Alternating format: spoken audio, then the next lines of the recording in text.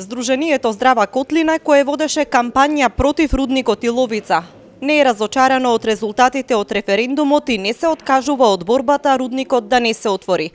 Ке ги искористат сите механизми за владата, политичките партии и инвеститорот да ја преиспитаат одлуката Струмичко и Југоистокот да прераснат во рударски крај. Упатувам апел дека ова мора да се стави на дневен ред, луѓе.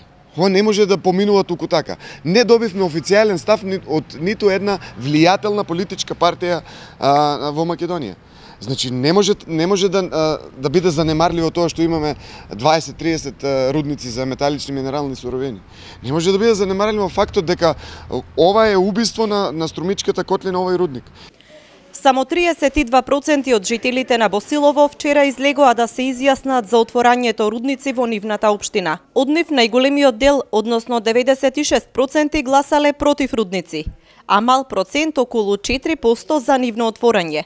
За малата излезеност, според Велков, има влијание и големиот број иселени семејства, но најголема вина имаат тактизирањето на политичките партии. Им честитам на сите што увиделе дека тука нема никаква политичка игра. Тоа е борба за нашиот живот. Им честитам на сите што излегоа. Ние се разбира дека сме надпартиска иницијатива, но тоа што се случи е факт. Јас не знам дали биле инструирани, дали биле под команда на врвот, дали биле подплатени од инвеститорот и така натаму. Има индиции за се. Референдум за рудникот Иловица ќе се одржи за 2 недели и во Новосело.